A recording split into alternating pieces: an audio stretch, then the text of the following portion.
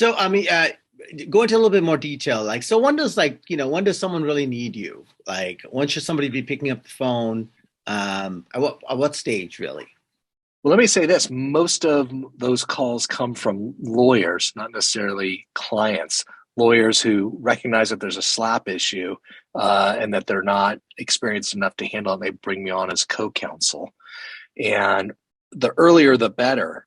Sometimes I get called at the cease and desist stage, meaning no lawsuit has been filed, but a letter has been written on the other side saying, if your client doesn't take this negative post down off of Yelp, or if this client doesn't do X or Y, we're going to file a complaint.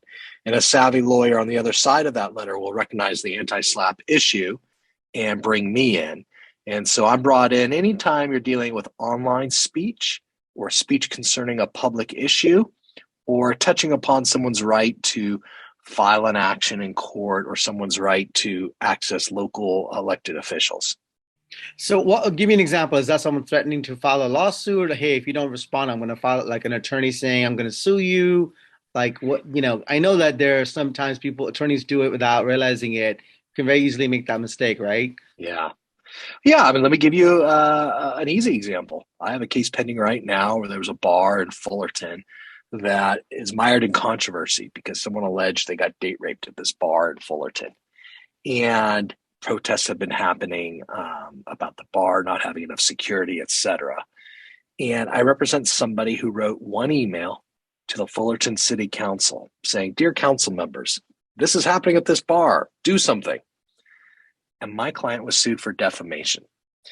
And the First Amendment is implicated here, or California's anti-SLAPP law is implicated here, because we have a right to speak to our local representatives. It's called the right to petition for redress of grievances. It's protected by the First Amendment. You shouldn't be sued for that ever.